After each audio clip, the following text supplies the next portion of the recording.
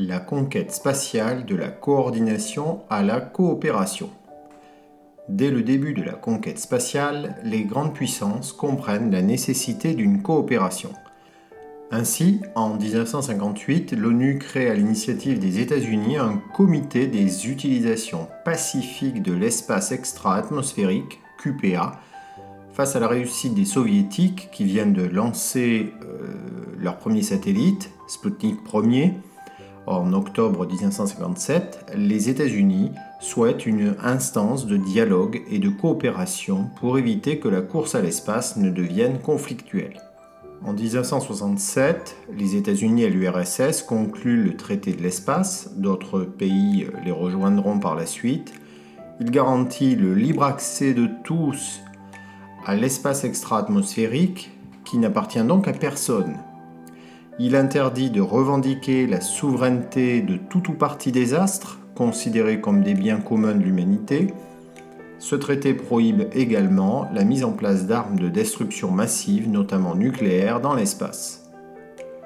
Jusqu'à la mise au point du vaisseau chinois Shenzhou en 1999, soviétiques et américains sont les seuls en mesure d'envoyer des hommes dans l'espace.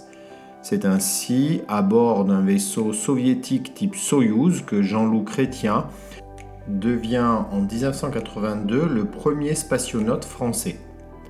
À la suite de la désintégration de la station spatiale américaine Skylab en 1979, la station russe devient quant à elle la seule station de l'espace.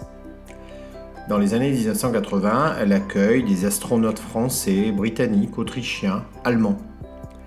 En 1989, confrontés à des difficultés techniques et financières, les États-Unis renoncent à construire seuls une nouvelle station spatiale pour concurrencer Mir et proposent alors à leurs alliés de coopérer à l'élaboration d'une station spatiale internationale SSI. Les agences spatiales européennes, canadiennes, japonaises répondent alors positivement et chacune se voit confier alors la conception, la réalisation d'une partie de la future station. La fin de la guerre froide donne un nouvel élan à la coopération spatiale internationale. En 1993, la Russie renonce à construire Mir 2 et rejoint alors le projet de station spatiale internationale lancé par les États-Unis et leurs alliés en 1984. C'est en 1998 que l'assemblage en orbite de la SSI commence.